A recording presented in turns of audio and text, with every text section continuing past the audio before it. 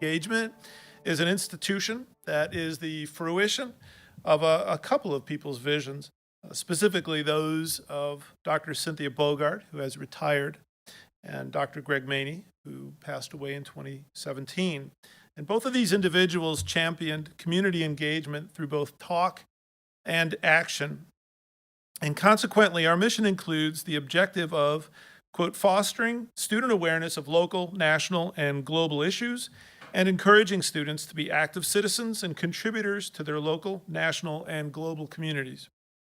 Over 20 members of the faculty and administration comprise the very active board that recognizes how crucial our mission is to helping ensure that our society is seated with educated people who have the tools and agency to engage their communities and advocate for fairness and social justice. And we're very lucky as a center here to also be aided in our tasks by 16 undergraduate fellows who, I brag, are among Hofstra's brightest and most driven students. Our first day of dialogue, a vision of Dr. Bogart's, was roughly 20 years ago. And today, still, this remains a centerpiece of our center's programming. And the goal of the day is shared with our center's community deliberative dialogue efforts, our Institute for Peace Studies, and our minor in Peace and Conflict Studies. And at its core, this day is as much about speaking as it is about hearing, listening, and contemplating. My name is Phil Dalton. I am the director of the center and a professor of rhetoric and public advocacy, and I'm thrilled to have paired with Braver Angels to produce this evening's event. Braver Angels is a not-for-profit that encourages people to develop the skills and habits of talking with and listening to each other. They do this through debates, skills training, and workshops that encourage people to find common ground despite their differences, which is one of the goals of our center. And in an effort to prevent myself from spoiling their thunder, I will introduce to you 5 people. First of all, I'd like to introduce you to Leah Libresco-Sargeant, who has perhaps the greatest title of all time, the Braver Angels Public Discourse Chief of Staff, and our 4 speakers this evening. And actually, all of you are potential speakers because this is intended to involve you all. So as something comes to mind, or you have a thought or an opinion or a question, you are strongly encouraged and in fact expected to share those thoughts with us. But our speakers, those who will be starting the evening, are the impressive Raissa Cisse, student for 2024, pre-health major. Patrick McCabe, a 2023 future graduate, political science major. Ben Morawek, 2022 graduate in a political science major. And Suzanne Razeq, a 2021 graduate, be leaving us all too soon, a psychology major. So now, with nothing more from me, I'd like to give the mic over to Ms. Libresco-Sargeant.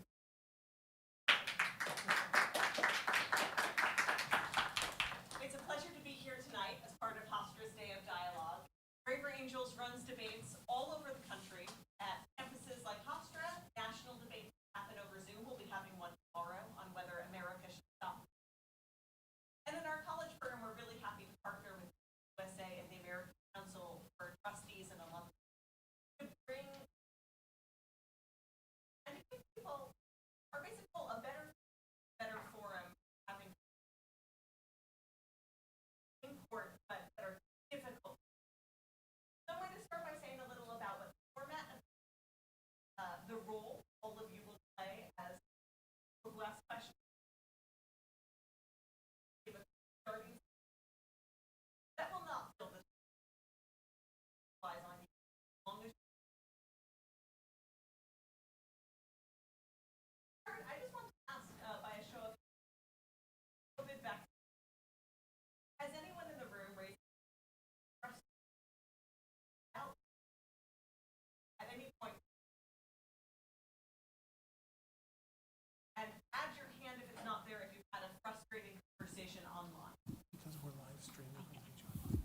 All right, so look around, no, keep their hands up for a second. Look around at everyone who has had at least one bad experience and has chosen to spend their evening talking about this again tonight.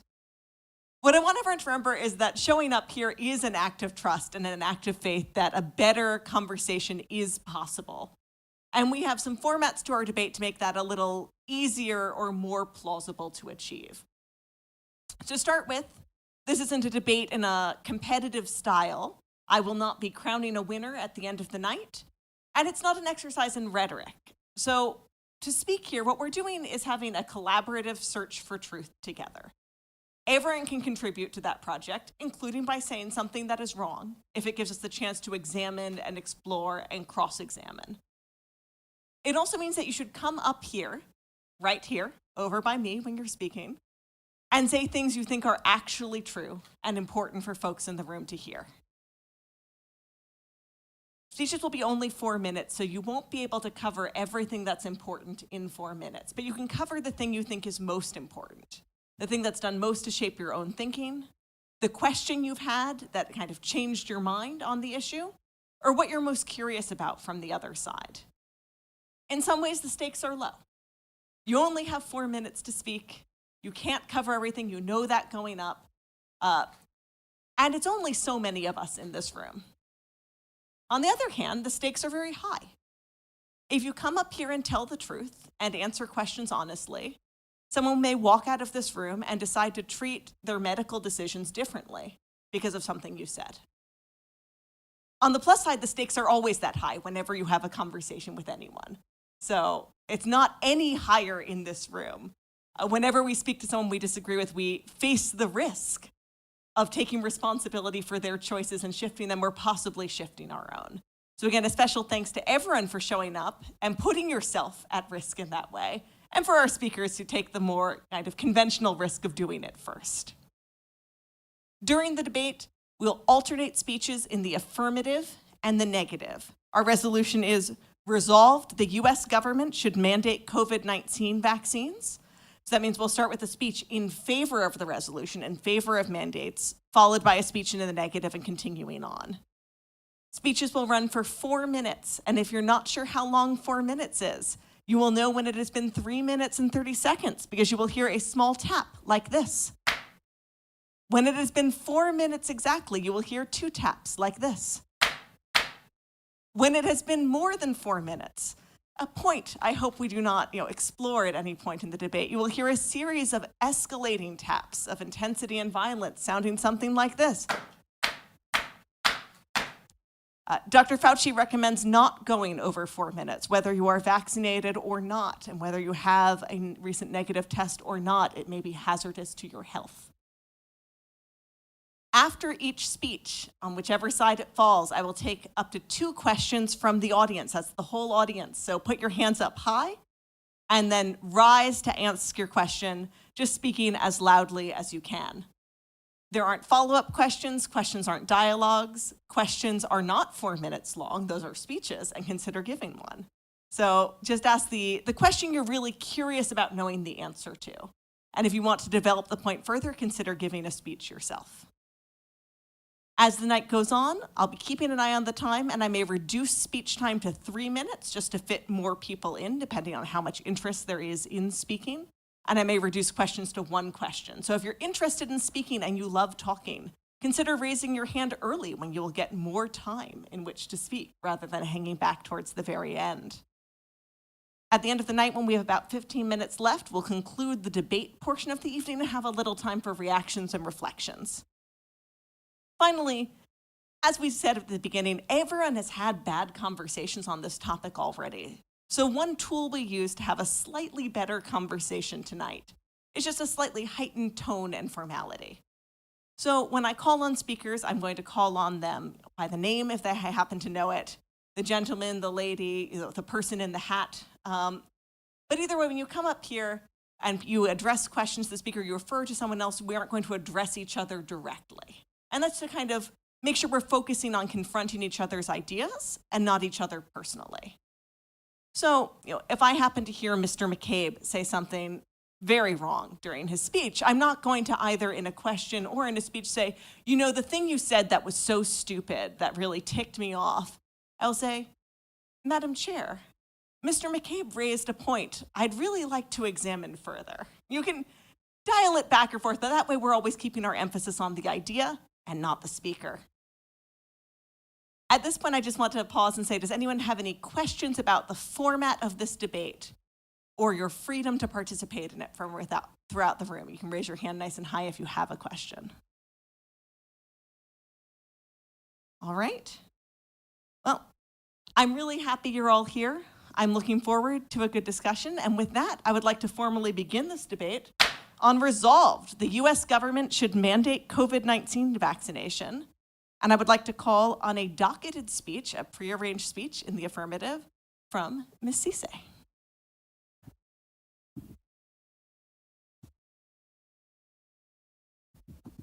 Good afternoon, everybody. Okay, I'm gonna start today with one word, or two words in this case, COVID-19. Now, looking at all of your faces, I see a lot of emotion. And with that being said, I believe the US government should mandate COVID-19 vaccines. After 2 years of living in this pandemic, COVID-19 has escalated, de-escalated, and escalated once again, proving that it has no consistent state. As we all know, no solution has been announced yet, although COVID-19 vaccines are the closest we've gotten to limiting the spread and adjusting the body that we have to the effects of the virus. Now, this vaccine should be mandated for many reasons, but I'll only speak on two because of the time that I have. One reason in particular is that it is one of the only advances made after 2 years of living in a global pandemic. Now, since the start of the pandemic, people were focused more on learning more about COVID-19. A lot of health researchers, doctors, scientists, everyone has been trying to figure out how to treat people who are affected by the virus, or simply trying to understand COVID-19. We have lost a lot. A lot of people have lost families, friends, jobs, money, and homes. Now, this advancement may not bring us back completely, but is surely a start to a beginning, or at least something that can bring us back to normal or to a place where we will not need to lose any more people or take any more losses when it comes to COVID-19. Now, another reason is that it should be mandated for the safety of the public.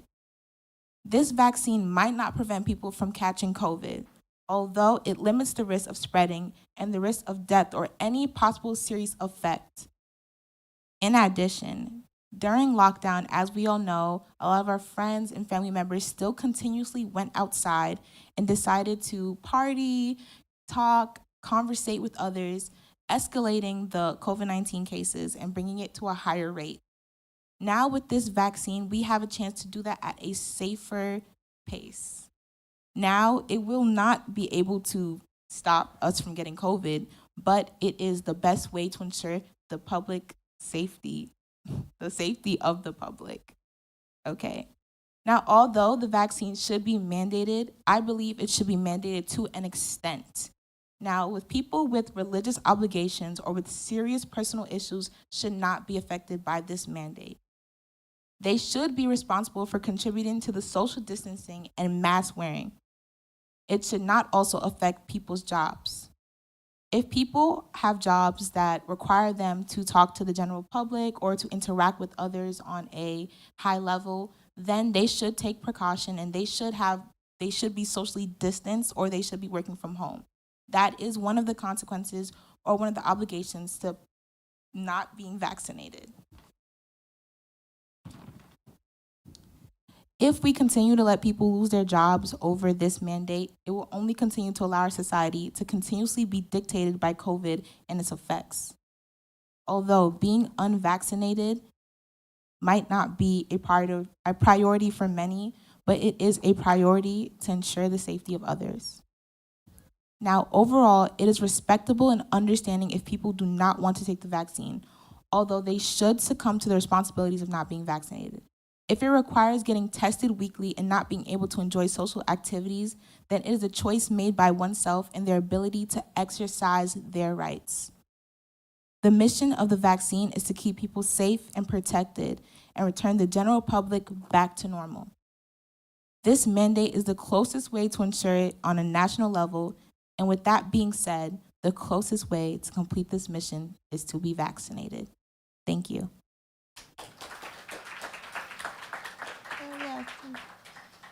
Question for Ms. Why do you believe that Why does the lady or is hiring? I believe requiring people to get vaccinated is the most efficient way because people themselves will not bring themselves to get vaccinated only because of all the misinformation that is out there. If the United States government mandates it, then people will start to believe, well, people will actually have no choice, but they will have a choice, but they will start to see how serious it is and start to see the actual reality behind having COVID and the actual precautions that can be taken to prevent having COVID. You're welcome. one more question?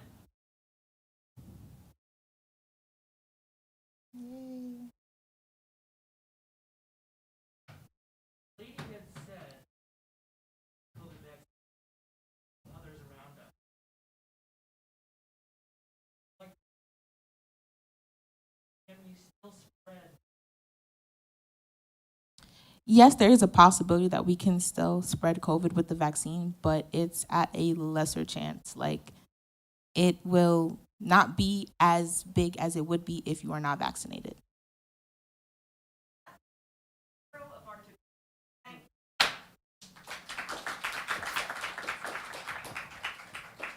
For a speech in the negative.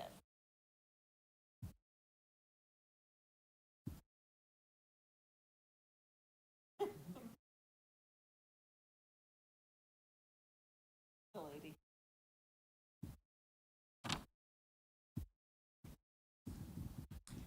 Okay. Hi, everyone. To start, I wanted to say that I'm fully vaccinated, and I believe that everyone should get vaccinated if they're eligible, they're safe, they're effective. But I don't think that they should, I don't think there should be a federal COVID vaccine mandate. And I have a few reasons as to why. First, my problems with the precedent that sets. I feel like, and I've heard this argument before, and I'm pretty sure a lot of people agree with it, but they might be too scared to say it. But let me ask everyone, does everyone here fully trust the government? Okay. So that being said, yeah, the issue with a forced government mandate is the government telling you what to put into your body. And again, you spoke about this. There are religious exemptions, there's medical exemptions, and people have their own personal reasons as to why they don't want to get vaccinated. And yeah, overall, my problem is mostly with the precedent that it sets. And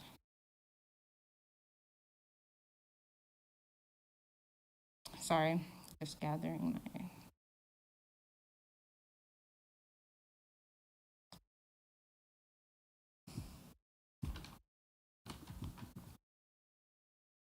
And another issue is with vaccine misinformation. And I feel like that's something that's driven, obviously it's driven people to not get the vaccine.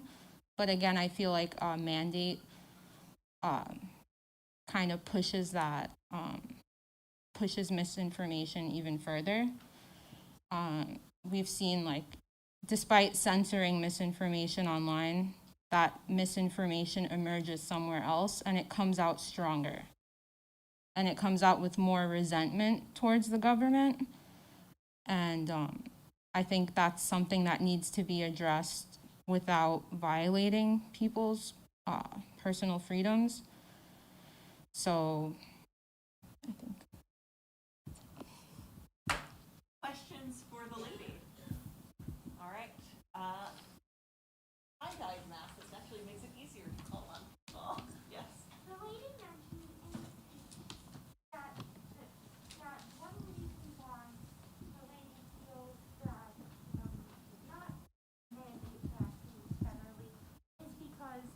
vaccine misinformation. If I might ask, are there any specific instances of what the lady classifies as misinformation, which they are thinking about in particular? Yeah, for one, I'm pretty sure a lot of people have heard this, that the COVID vaccine is going to kill you in 2 years. Has anyone heard that? Oh. I spend some of my time looking at different sides of, like, different political spectrums and getting an idea of what each side thinks, and a lot of misinformation comes that either it could cause death in the future, causes infertility. I've seen a lot of things like that, a lot of fake studies, and yeah. And a further question. The lady mentioned that was one of the arguments, one of the reasons why the government should not mandate people to get vaccine is because it goes against a person's rights. But do you prioritize a person's right over the general public's safety? I personally don't, but our country was founded on personal freedoms. So, yeah. With that, the lady who speaks for the ghost of Benjamin Franklin is thanked. Further speeches on the topic, that having been a speech against vaccine mandates, I'm looking for a speech in the affirmative for vaccine mandates. For a speech, Mr. McCabe.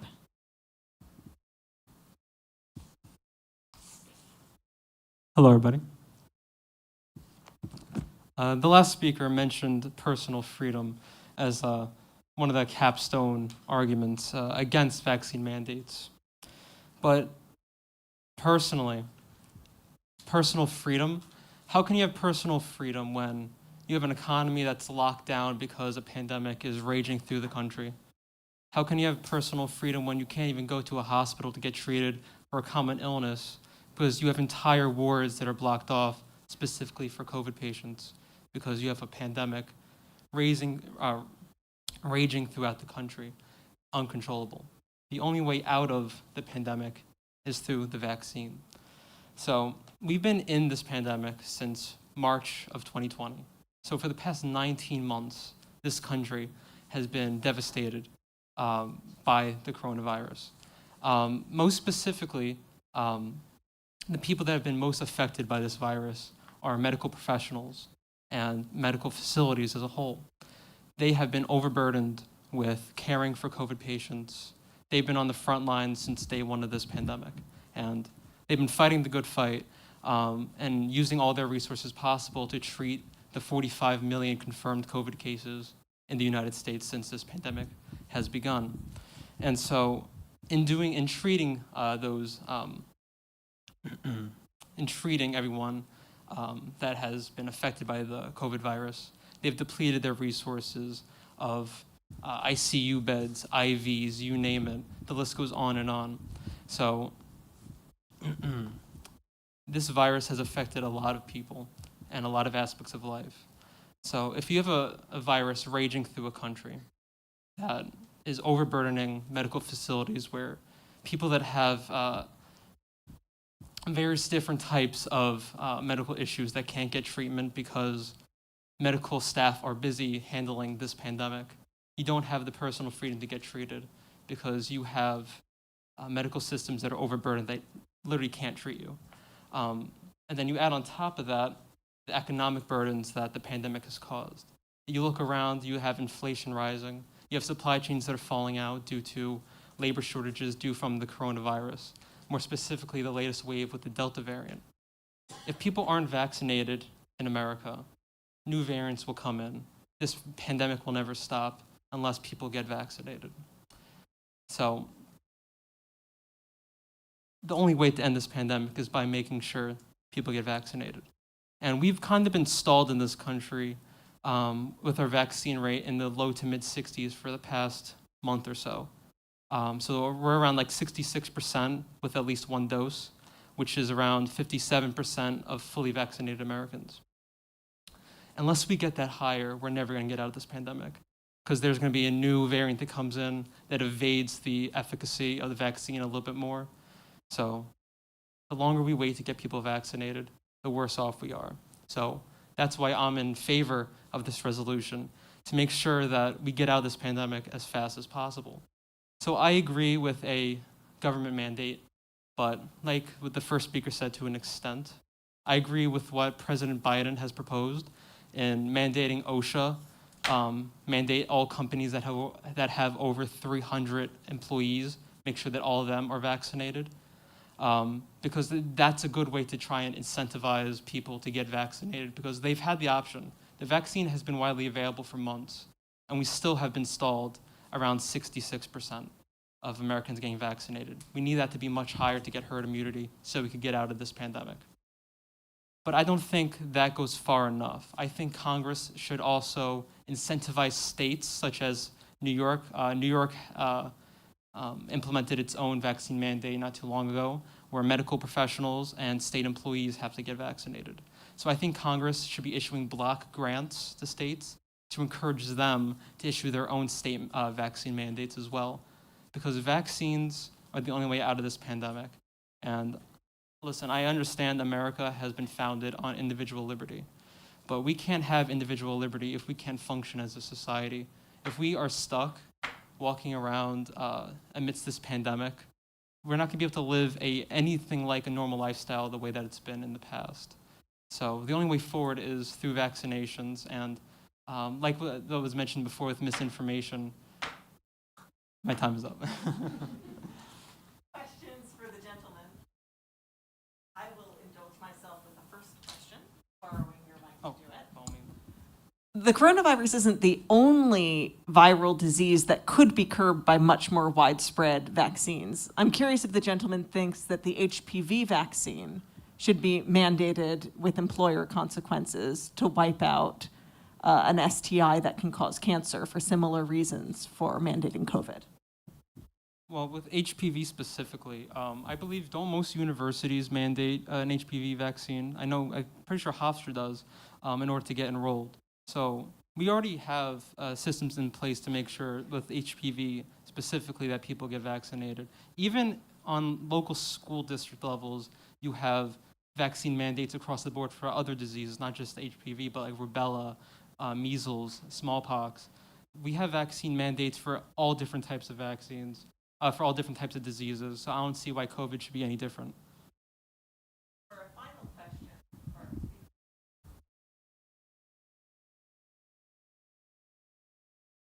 The gentleman mentioned supply lines and trade routes as an. Oh, thank you. The gentleman mentioned supply lines and trading as an important factor as to why we should get a mandate out. However, there's been a lot of people who in protest have even been leaving their jobs that have been requiring them to get vaccinations. Does the gentleman believe that any sort of government intervention would somehow prevent this, or how some greater force would not cripple that department more than it already has been? I think that's a good point and a good question to ask. Will vaccine mandates cause mass exoduses from companies? I think the evidence has shown no. In New York State alone, where we have vaccine mandates, there have been obviously instances of people leaving their jobs because they don't want to get vaccinated, but not nearly on a widespread basis where it should be cause for concern. People will leave their jobs if they are that adamant about not getting vaccinated. But then I would ask them, where are you going to go to? If all companies are mandating you get vaccinated, you're just not going to be able to work. So either it's you give in and get vaccinated, or you just are unable to participate in the economy. And I think when you are faced with that prospect, you'll be able to make the right decision. And with that, the gentleman who proposes the shot or the bread line is thanked. Further speeches in the negative. Mr. Morawek.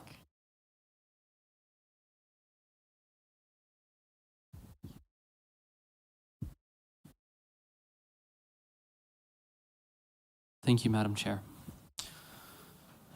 Tonight's subject is on a policy question. But I believe that at the root of every policy question is a question about values. And this evening, I would like to advocate for the value of freedom. To explain why, I would like you all to consider this question: what does it mean to be a human being? I believe that what defines us as humans is our ability to choose for ourselves to do the right thing. And under this belief, I believe that the purpose of one's life is to be a good person.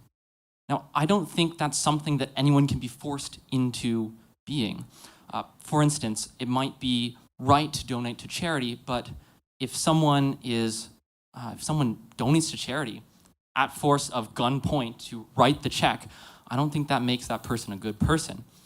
A good person does what is right out of their own free will.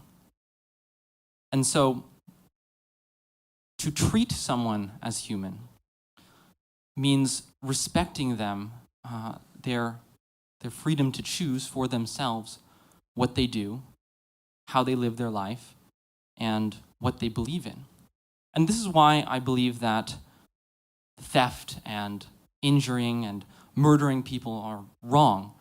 These things violate people's freedom. They rob people of their freedom, and that's why we need a government. The first and foremost purpose of government, I believe, is to protect people's freedoms. And now, to do that, the government has to use force. It has to collect taxes, has to have a police force, has to have a criminal justice system, among various other institutions. And so these things reduce the freedom that people have, but they do so in order to protect greater freedom. And so I believe this develops a maxim by which to judge government policy.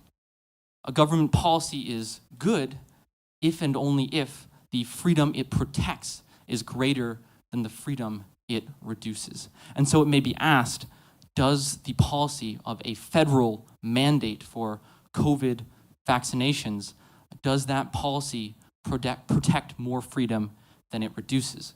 And I believe the answer to that is no.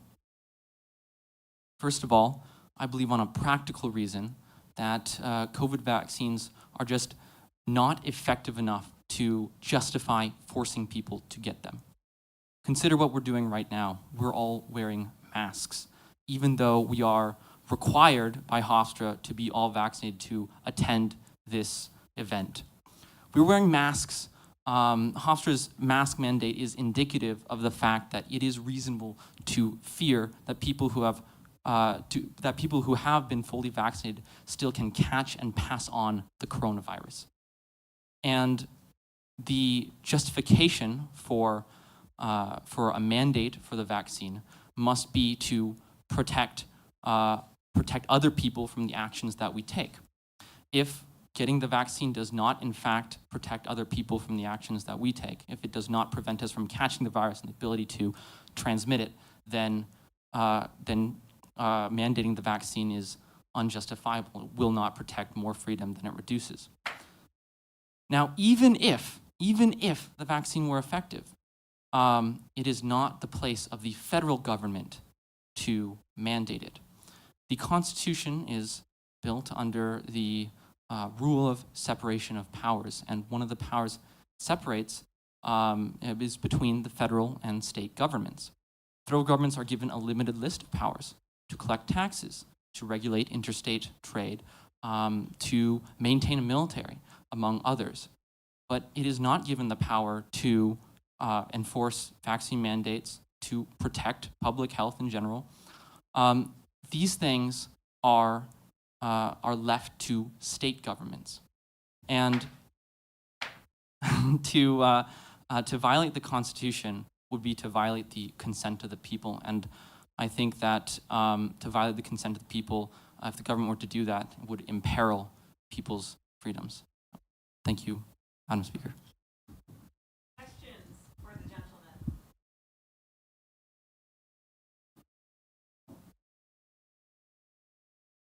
Yes, ma'am. I'd like to hear another worked example to see where the gentleman draws the lines between the government justly intervening to force someone to do something virtuous they may not want to do. When a man leaves his wife and doesn't choose to pay alimony voluntarily, ought the government force him to do the right thing? Or is this a case where he ought to develop the virtue himself and little is gained by forcing him to pay the money while neglecting the interior virtue?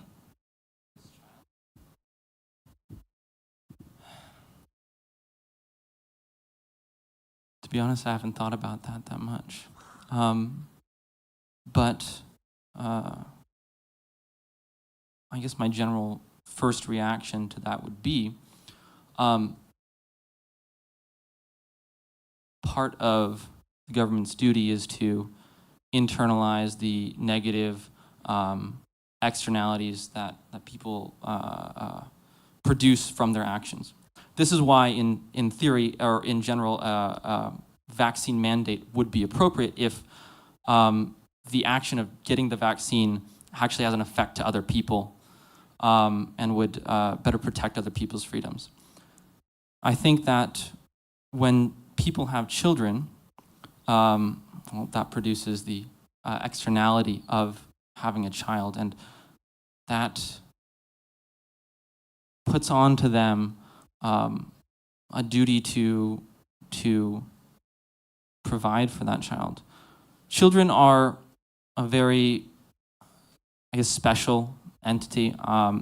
They are not considered capable of protecting themselves, of providing for themselves.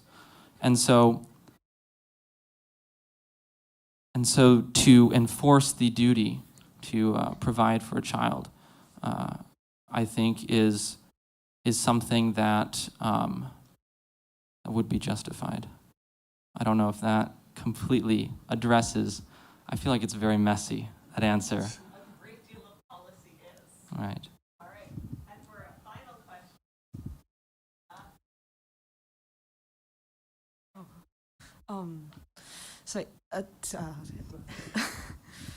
The gentleman stated that for people to have the choice to get the vaccination, but I would like to ask is that when someone does not get the vaccination, they are likely to spread the virus even more so than someone who does get the vaccination. At what degree? Sure. Yeah. Yeah. And then, but to wait for the person to decide to get the vaccination, the people who do get the vaccination still, or are unable to get the vaccination, are still prone to get the coronavirus. And Could you repeat that? Oh, part? wait, sorry. Yeah. there are some religious reasons or health reasons that people cannot get the vaccination. And so that makes them very vulnerable, thank you, to get coronavirus. That is why for the government to mandate for most people who are able to get the virus would be better protect those who cannot actually get the vaccination. Sorry, I think I just messed up. No, I think I got you. Okay. Yes. Assuming the vaccine is effective at preventing people from catching and spreading the virus, yes. Yes. Sorry.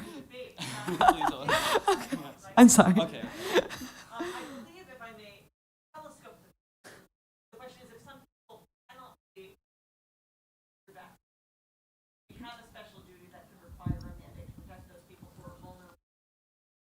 Absolutely. And in fact, it's the reason why I specify that if the vaccine was in fact effective at preventing people from catching and spreading the virus to other people, then a government mandate for the vaccine would be justifiable. It would protect the freedom of the people that you identify that because of health reasons or other reasons cannot get the vaccine. Now, to the second point I made, would that be something justifiable from the federal government? I do not believe it is. The state government, I think, is where the power lies to protect those people, to enact that kind of policy. I hope I've answered your question. All right, and with that, the gentleman who would like to see the government's emergency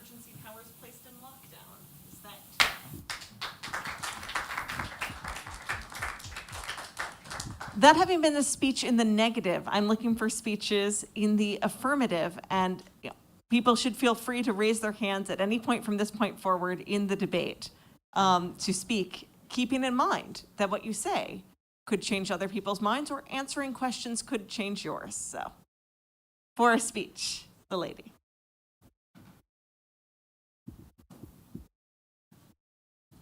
All right, hi everyone. I will be speaking in the affirmative. All right. A quote from Warren Buffett. If you're in the luckiest 1% of humanity, we owe it to the rest of humanity to think about the other 99%. And this is going to be part of my speech where I talk about the ethics of actually being, or mandating, the government mandating to get the vaccine, and more so utilitarianism. But first, I will be talking about the effects from COVID and then the vaccine itself. So the effects from COVID that we do actually see in the short term right now are shortness of breath, difficulty breathing, joint pain, memory and concentration or sleep problems, loss of taste or smell, and depression, anxiety, and worsened symptoms after physical or mental activities. Now, has anyone here actually experienced any of these after getting COVID? Okay, well, there are people who do actually experience these, and this only is the short-term problems of what happens after COVID. And the long terms include organ damage, blood clots, and blood vessel problems, and problems with mood and fatigue. Now, so this basically just comes to show that COVID isn't just your regular flu or the colds. It's something kind of serious and something deadly. And that's why we see so many people dying from it today. And I'd like each and all of you to consider that these numbers that we see every day of people dying, these aren't just a number. These are actual people. This is not just a statistic. Now, actually going on to the importance of the vaccines. Now, I'm sure that a lot of you have gotten, or all of you probably have gotten vaccines for smallpox, measles, usually, the important stuff. We were required to get this through school or just from our own parental decisions. But I think it's important to realize the importance of these vaccines. How many people do you know that have smallpox today, or polio, or measles? It's really only the people who aren't vaccinated, right? And it's important to realize that these vaccines helped us advance as a society in our health sector, our vaccine development. Imagine if people still had smallpox today or measles. Where would we be today? All right. Also, now going on to the COVID vaccine, the possible short-term effects of the vaccine, which I'm sure a lot of you have experienced, is just like fever, chills, probably pretty minor stuff. And in the small case of a severe reaction, which is really only 1 million doses, if 1 million doses of a vaccine are given, it's really 1 to 2 people of that million that do experience a severe reaction. It is like difficulty breathing, fast heart rate, dizzying, weakness, but never death. And if you ever go to a vaccine site, you'll see that they'll have you wait 15 minutes to get the vaccine. So we can see it is pretty safe, and it is effective, as at least vaccines like Pfizer and Moderna, they do have at least like 90% effective rates, and they actually do help stop the spread of vaccine spreading. It may not be by a lot, or actually I'm not quite sure of exactly to what degree it is, but it is by some, and that is what matters. It isn't about exactly, well, actually it is about how much it spreads, and that's the purpose of getting the vaccine, as well as to stop people from dying. Now, going on to the moral or ethical question of the day, which the person brought up, let's think about universal or universalistic hedonism, which is just another word for, or another type of hedonism. It basically means to seek happiness for other people, and it is one of the ways to live life. I don't know if anyone has taken ethics with Mr. Marino, but I actually just found this out today, and I put it in my speech. Basically, I feel like as human beings, we have this sort of duty to give to others and to help others live a healthy life. And that is what the COVID vaccine does. It helps others live. How many people have died from the COVID vaccine? Thousands. And let's also not forget that during wartime, we do actually experience some of our rights taken away in the case of a severe event, which we can say that we are experiencing a war with COVID right now, if I'm being honest. Oh, okay, it seems like time is done. But thank you. Questions for the lady?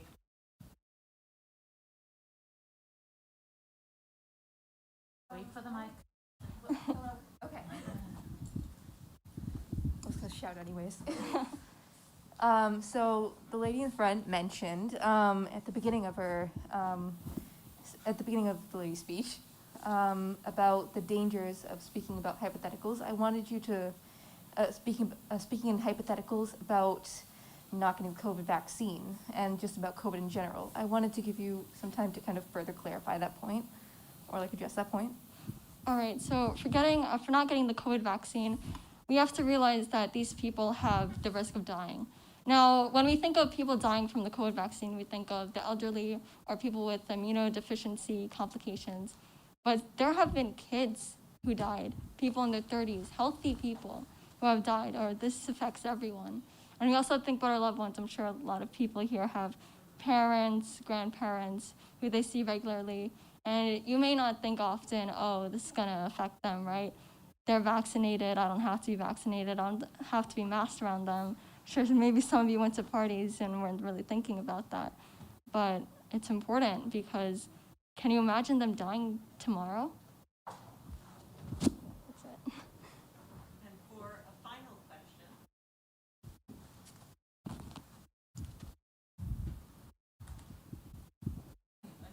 No. I believe that everyone in this room has the power to be heard in this room, but because we have the cameras. You're not sitting in the back. Yeah. Oh, fair enough. Okay. And actually, then if anyone is in back and can't hear a speaker or a questioner, please put your hand to your ear or wave, and I will direct you to the lab. So the lady brought up polio vaccines, and some of the other speakers speaking in the affirmative have brought up other vaccines. If I have the polio vaccine or the tetanus vaccine, can I get polio or tetanus? And secondly, can I give other people polio or tetanus? Well, my medical knowledge isn't that aware. I am in philosophy. I'm a philosophy major. Possibly you could, but I mean, it's probably to a very small degree that you would get polio, especially even to spread it. I mean, how many polio cases have you seen within the past 5 or 10 years? Barely any. I mean, compared to the amount of people in the U.S. I mean, don't look in the global view because in the global view, there's not that many people vaccinated, but we look in the U.S. and just like the amount of people vaccinated per the population, I would say that it's very minimal. Yeah. Okay. And with that, the lady advocating for hedonism is thanked. That having been a speech in the affirmative, I'm looking for speeches from anywhere in the room in the negative. So are there speakers in the negative? Absolutely.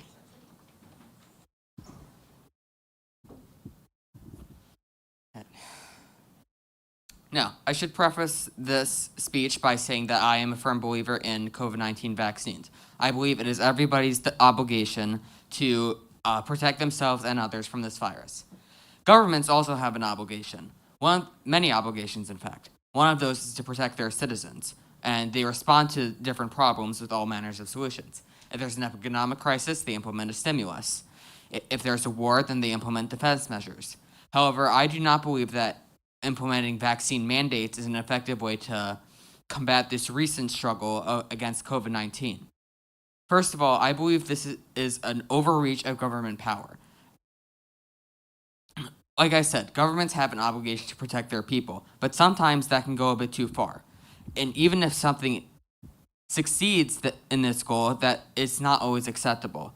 The reason the government is implementing COVID-19 vaccines is because it works. Vaccination rates have gone up in the last few months as they have been implemented. However, just because something works does not mean it is acceptable. The goal of dropping 2 atomic bombs on Japan in World War II was to end the war, and it worked. However, this does not mean the act was not an atrocity. The same thing applies to a much lesser extent with vaccine mandates. I also believe it to be an inefficient manner of addressing the virus. Even though we have seen increases in vaccination rates lately, how much of that can be directly attributed to mandates is unclear. We have seen other progress made in vaccination technology, such as FDA approval, and the results of vaccine data has not shown the great spike you might have hoped. Second of all, I believe that there are better ways to address the low vaccination rates in this country. The main one is combating misinformation. And this is not just the government's obligation. This is also the obligation of social media and other private internet-based companies that have not been doing enough to address vaccine misinformation. For example, on Reddit, one of the top social media sites in the country, there's a subreddit called Our Conspiracy with 1.5 million users that constantly pushes an anti-vaccine message. And yet Reddit has not done anything to address this issue. Similarly, other conservative news sites have just been telling people do not get the vaccine. Last year we saw rumors that Bill Gates would have microchips in the vaccines to be able to track you in any place. And because of this, I just do not see how implementing vaccine mandates is the best way to combat the spread of the virus. And I do believe in mandates to some extent. If someone has studied for years to become a nurse but cannot bring themselves to protect their patients from the deadliest pandemic in a century, I do not believe they should be able to practice medicine. But does a 35-year-old pizza place employee deserve to lose his job because he drank too much of the Kool-Aid on Fox News? I disagree. Questions for our speaker? All right. I'll take right from the front. You're welcome to take it. We're going to have to- Oh.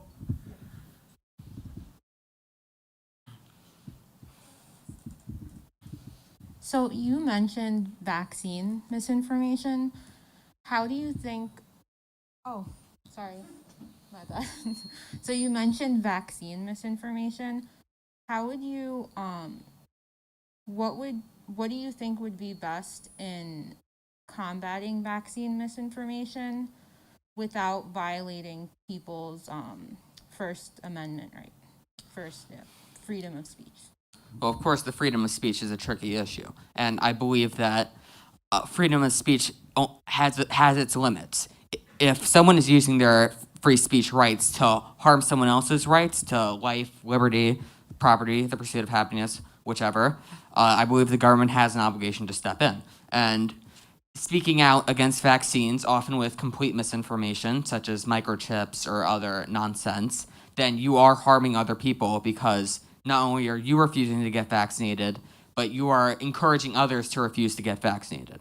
So the government should condemn these news sites and other places that are spreading misinformation. And like I said, social media companies such as Reddit should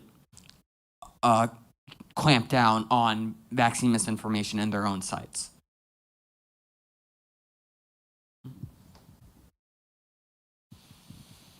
Touching upon this same topic that had just been mentioned, how come the government has not done anything yet to stop all the vaccine misinformation going around the internet and all the anti-vaccine rhetoric on the internet? Well, generally, the internet is something that's a bit difficult for the government to tamper with, and I don't think the government has the authority also to go into Twitter and ban people from their accounts for spreading misinformation. That's Twitter's job. I do think that the government should do a better job of educating people on the effectiveness of this vaccine and dispelling these myths that we have seen online, and they should generally, again, condemn these news sites that are trying to tell people the opposite, that it's not safe. The government needs to do a better job of communicating in general, and this is one aspect where it definitely shows that. And with that, the speaker who would like to quarantine Twitter, a praiseworthy initiative, is thanked. keeping an eye on the time and on the projected end of our debate, I would like anyone who's hoping to speak before the end of the debate, but perhaps is, waiting for their opportune moment to raise their hand right now so I can decide whether to switch to 3-minute speeches. I don't threaten to call on you this instant, but I'm trying to get a sense of how many speeches are lurking in the audience. Is everyone feels satisfied that folks are ready to leave making the correct choices in their life after this debate? Are there anyone else who wishes to speak tonight in the affirmative in favor of mandates? Dr. Dalton. Am I allowed? You are. Everyone in the room can speak.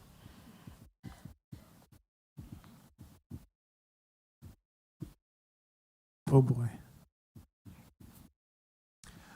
I believe that there should be a mandate of the COVID-19 vaccination because I have an 8-year-old who cannot get vaccinated. And so when he goes out into the world, he is subject to someone else's decision. And that could kill him. And so we do the best we can to keep him at home, but we can't do that all the time. And when he heads into the schools, he is subject to the children of parents who argue that the children should have their masks taken off, so that in the event that somebody has an undiagnosed case of COVID, my son is subjected to that child's breathing and can get infected with the virus. So, given that I am looking out for the well-being of an 8-year-old boy, I can't see a reason to justify somebody else arguing that they, A, should not get the vaccine or that the government shouldn't protect my child from those who refuse to do so. Questions?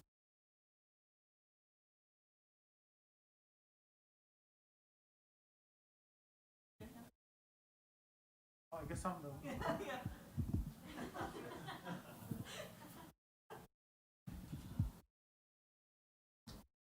You go ahead and I'll go over there. Okay. The gentleman, let me stand up. Okay, the gentleman mentioned that at 8 years old, his son is not able to be vaccinated.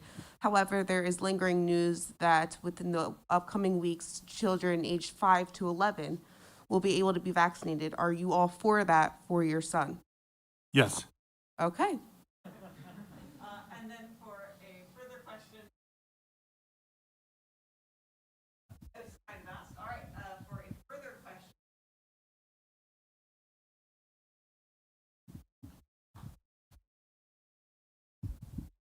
Should you are in favor of a mandate? Should that mandate be federal or state? Well, we've had the negative say that it should be state mandate, but I want to know what your thoughts are. Well, that's a good question. And I was thinking about that after Ben's talk. And I thought to myself, what is the downside of a national mandate? And what ran through my head was we're at a point politically where some people maybe get angry enough that they would take up arms against our country. And I thought, is my son's life worth avoiding that? And I came to the conclusion, no. So yes, I would support a federal mandate.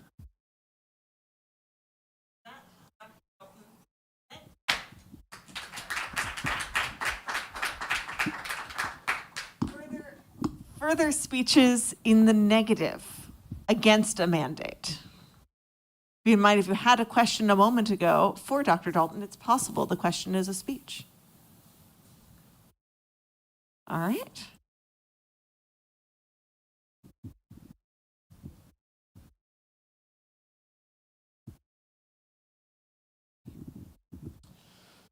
I believe a couple of things. I like to tell people that I'm full of opinions.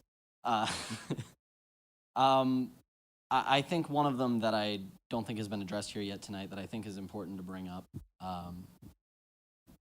I find it dangerous and a bit misleading to refer to the COVID vaccine as such.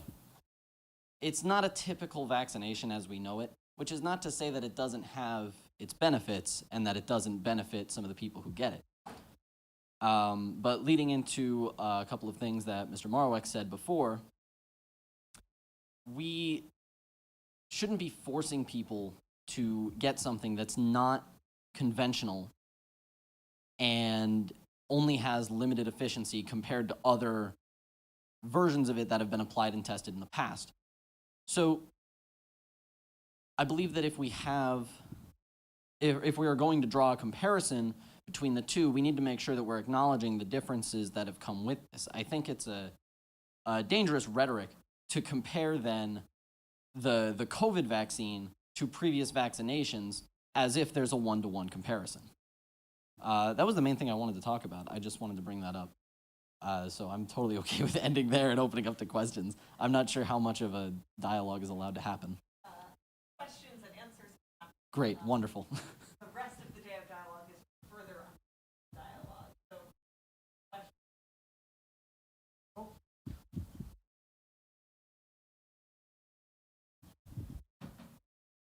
So the gentleman said that the COVID vaccine and past vaccines are not comparable. Can you elaborate on how they're not comparable? Well, there's a couple of reasons. Firstly, and I think most importantly, is the efficiency. We've seen close to 100% efficiency rates with some of our long-tested, like smallpox, polio. Our vaccinations of the past have been just that, vaccinations. But as some previous speakers have noted, the rapid change and mutation rate of COVID in particular has made it very hard to isolate and generate a true vaccine that will give immunization and will actually allow someone to have antibodies and protect against it on their own, rather than simply mitigating symptoms and lowering rates of spread. I think that just about answers the question. For a final question, I think I saw one all the way back.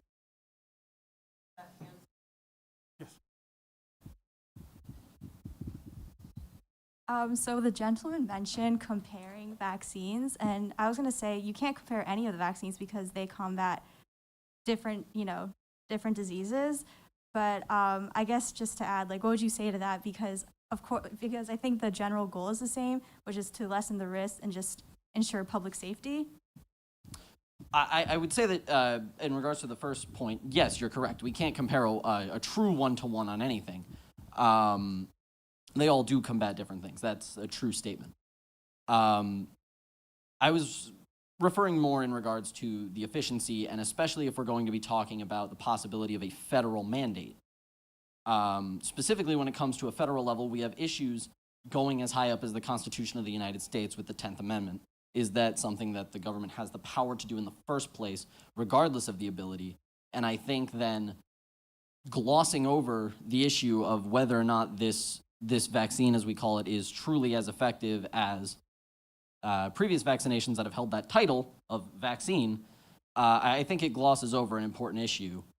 And then we could continue to get into conversations about whether or not that would even be applied, or if it would be possible to implement after we've solidified the importance and success of the vaccine itself, regardless of a mandate. The gentleman who has very high standards is thanked. That having been a speech in the negative, are there more speeches in the affirmative? Come on up. Speeches don't have to take the full 4 minutes. Do I have to come up? You do, in fact, have to come up, though. Speeches do have to take place in front, but they do not have to take a full 4 minutes. It's really not much of a speech. As stated before, there was saying that the government, oh my God. As stated before, there was saying that the government should, the social media should help out in getting rid of the negative the wrong information of vaccine, lack of word choice. But I actually have a question in that sense, is that the reason why people are actually not trusting the vaccination is because they don't trust the government. So if the government is going to try to, I'm not going to say use the word force, but like if the government's trying to make the social media take down those comments that the government believe or show is wrong, what makes people not think that that's the way of government to, shut off any ideas that might have a small case be right? Like, it will just grow, it will just make those who do not believe that the vaccination is completely safe. Sorry, I lost my train of thought. Oh my God. It just makes the people who think that the vaccination aren't completely safe even more skeptical about, I'm so sorry, skeptical about the vaccination. Very jumbled, but I'm struggling just, yeah, that's it. Thank you for coming on up. You will have to stay for a second for a question. Okay. But I do want to take a second to say, I think this is part of what debate is, that the point of having a lot of people in a room is to, assemble a mosaic, right, of different speeches building up to give us a fuller picture of the issue at hand and the trade-offs that we're weighing, which means it's all right to come up here and give a short speech that wants to make one important point or raise one important question. And you don't always know whether it's kind of a speech that's full of citations that will kind of overwhelm someone and force them to think newly about an issue, or a speech with one point presented very earnestly that gives people room to say, I want to dig further into that. And in the pursuit of that, questions for the lady. Yes. It wasn't really like a question. It's more like a statement. I could turn it into one. Okay. I believe that it's the responsibility of the people to educate themselves on the vaccine and COVID, especially if they're trying to take the vaccine or they're going to argue against it. But do you believe, I don't know where to turn this into a question. Do you believe that the government still can have much of a say, have much control over people's actual opinions, even though they're the ones creating it? Regardless if they take it down, it's still conversations that are had like outside of social media. I'm sorry, I have a hearing problem. Can you say that one more time? I don't even know what I was asking. I'm not gonna lie. I'm sorry. It sounds like Ms. Cisse's question for you was, how much power does the government have to reshape people's opinions, given that they come to them themselves and may or may not trust the government to be a source of truth? There was a point to say that the government should try to advocate how the vaccination is helpful. And I agree with that statement, as in the government can do all they can to show the people that the vaccination is safe and is effective and is helping. But my argument was saying how that the government also should not take down or make social media take down sites stating the reason being these are not incorrect, because no one can prove that. Like, there is, at least I don't see any solid proof saying that the vaccination is completely helpful, is 100% beneficial. And there's also nothing saying that vaccination is 100% government way of tracking us, right? No one's gonna state that, oh, we are tracking you guys because by giving you vaccination. And like, so basically there's like back and forth. What I'm trying to say is that the government should not stop people from saying wrong information, but they should definitely also try to advocate the benefits of vaccination. And I guess in a sense, they should let the people decide whether they want to take the vaccine or not. But honestly, having others decide whether they should take the vaccine or not proves, it will gives those who, I said before, those who cannot take the vaccine, they're more prone to get COVID, or basically they are more in danger. So why should those who cannot get the vaccine wait for people to decide that it's for the general benefit that I should get the vaccine when they, I don't know, just like, yeah, I'm just gonna that. And I think I saw one more question from someone who was sitting near the sanitizing wipes.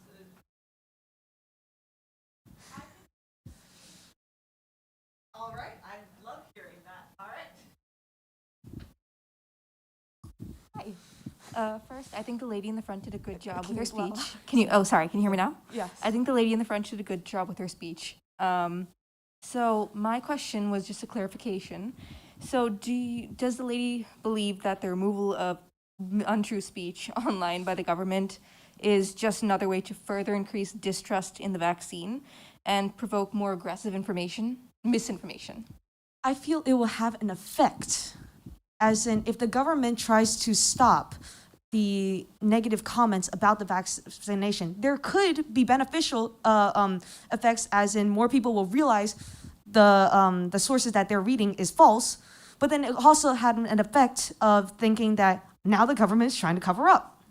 And then for those who are actually saying the vaccination is a way to track us, it gives them more opportunity to prove that, oh, the government is definitely trying to hide something. I'm not saying it's true and I'm not saying it's false. I'm just saying that there's definitely a positive and negative, but there is a negative effect of the government trying to shut down these comments. And with that, the lady who wishes to protect others from risk, but who took one herself, is thanked. Further speeches on the topic. These may be in the affirmative or the negative, since we are almost at the end of the night. The lady.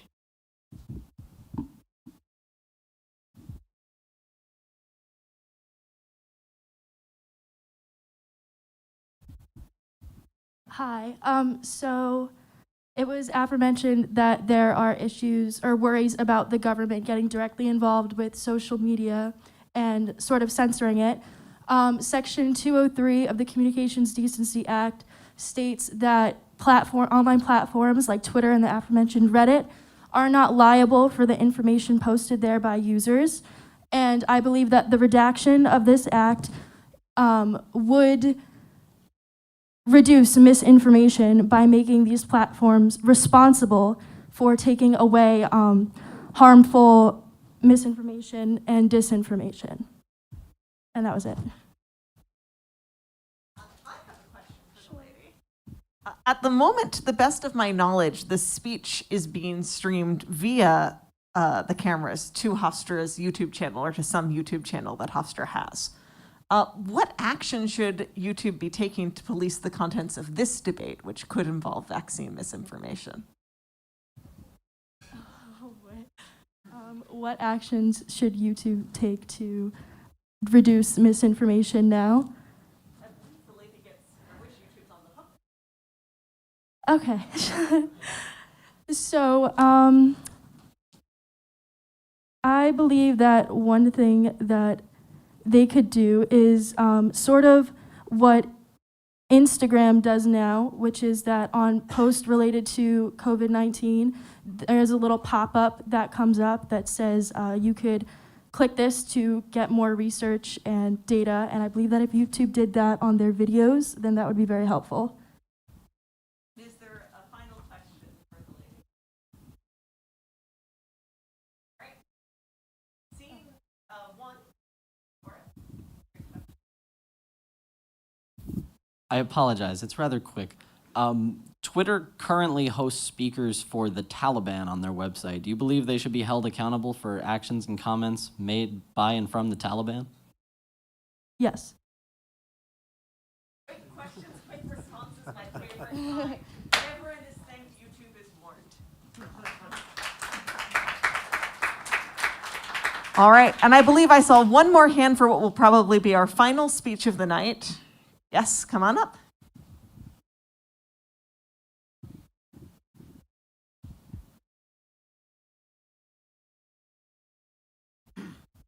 So it's kind of a culmination of a bunch of the things that I've heard here. I'm going to make a speech in the affirmative. And I heard a bunch of different perspectives, some of which I shared, some of which I didn't. I also agree with you were saying, that personal virtues is what should really drive this vaccine, but I don't think it's enough. My family, unfortunately, all of them got COVID. I was here, so I was fine, and they were all fine, thankfully, but they still refuse to get the vaccine. I think that, kind of akin to what Dr. Dalton was saying, I think that I need to protect them. And if a government mandate ensures that they get that, to avoid me ever having that issue again, granted, you mentioned like limited efficiency. All right, this is harder than I thought. There's a lot of people here.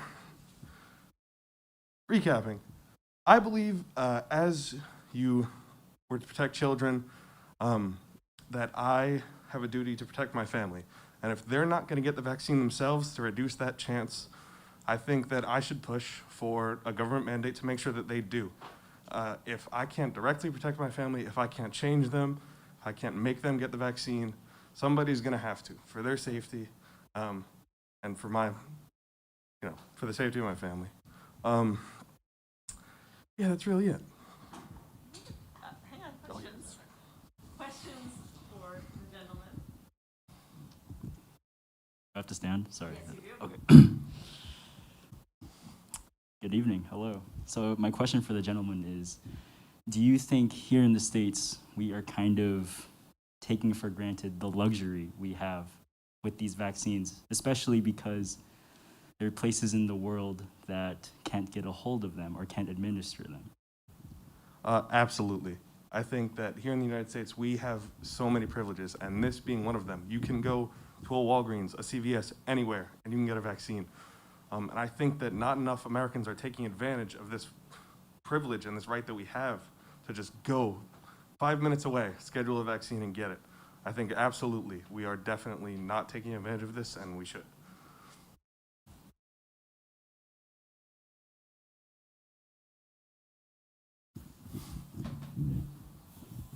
All right, the gentleman mentioned that you are in favor of a federal vaccine mandate. Would you be able to elaborate on what type of mandate that would be and how it would be implemented? Yeah, definitely. I think that just a general mandate for all of the population is impractical. There's no way that you can get every single American to be vaccinated. But people who are interacting with other people on a daily basis, such as my family, we own a business. There are people in and out of there all the time, all different types of people. And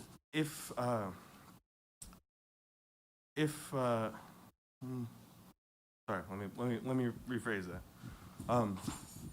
I think that federally it should be mandated for the people who are interacting with all types of different people at all times. People like in the workplace.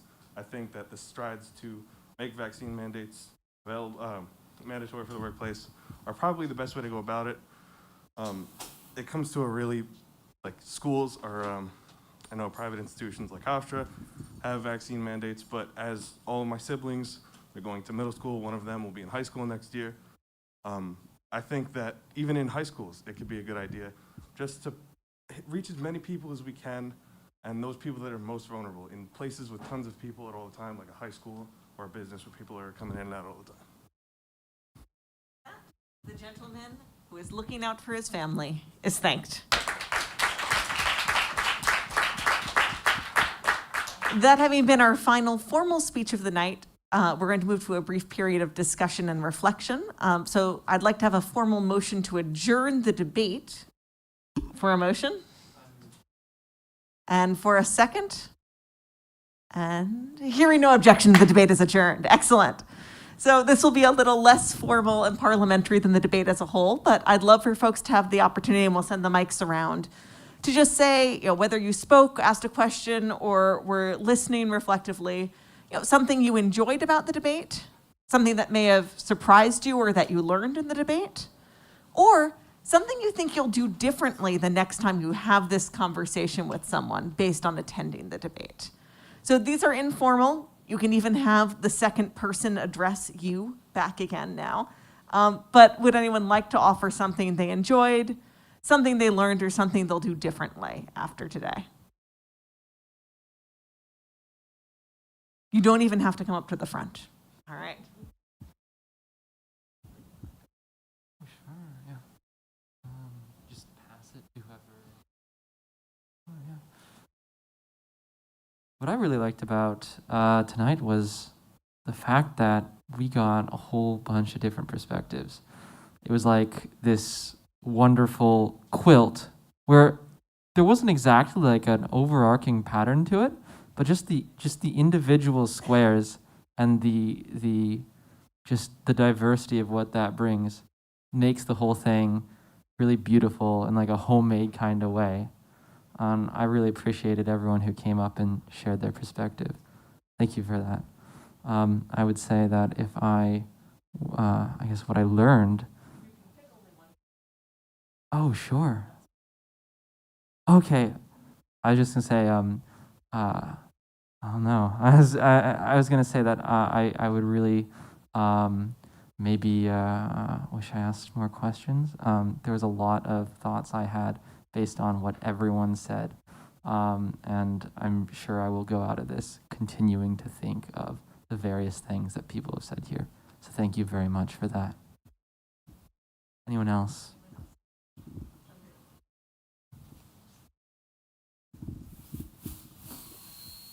Thank you.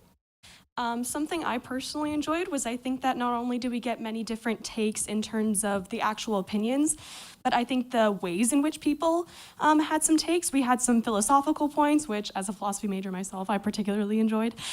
We had some that were based primarily on statistics, some like personal narratives.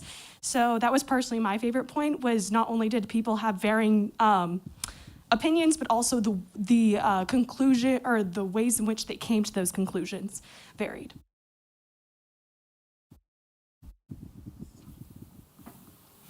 Anyone else?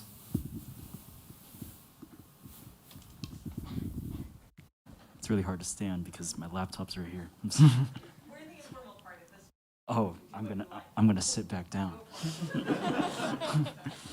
You see, if there's one thing I could appreciate for an event like this, it's the ability to have a very civil discussion. I feel like especially in this time in the world, this time in our history, everything has become like really charged, really like emotionally charged. You can say something, it could offend someone else, either intentionally or unintentionally. And I feel like the ability to converse, the ability to have these sorts of discussions openly without overtly hurting someone else, I think that's truly a beautiful thing. I think we need more of it, especially in today's world.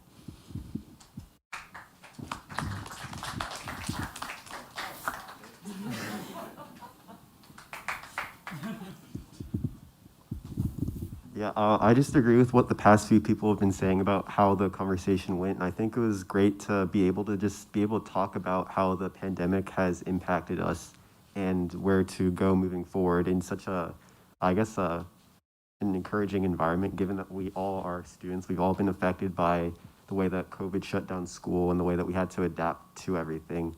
And so I guess I'm proud of all of you guys for making it here, doing the right thing, and, hopefully soon we'll go back to whatever normal was or whatever normal should be.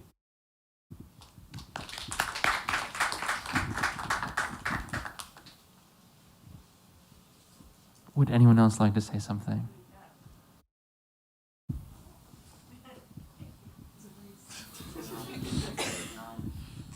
I really did love everyone's opinion because I was pro-vaccine, but I definitely understand now both sides very clearly.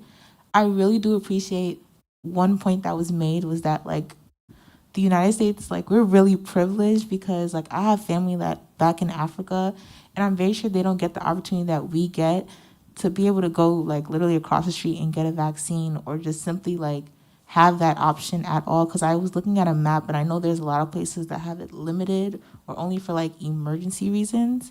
So I kind of got more pro-vaccine, but I really did appreciate the discussion we had because it opened up everything. So yeah, we did great, guys.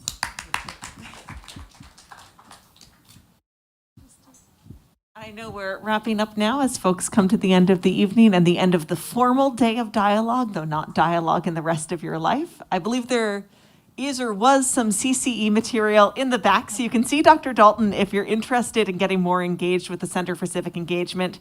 You can see me if you're more interested in debates broadly and Braver Angels and cross-partisan dialogue.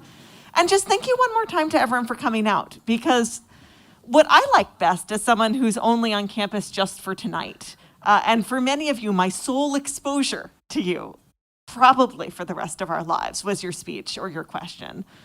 You can't have a debate without hearing people talk about what they value or how they search for truth. And I often feel like in these conversations, I get a better sense of who someone is and how they try and be a good person acting in the world just from hearing them articulate how they make decisions than I do doing almost anything else. So thank you all for coming out tonight, and have a wonderful rest of your life of dialogue.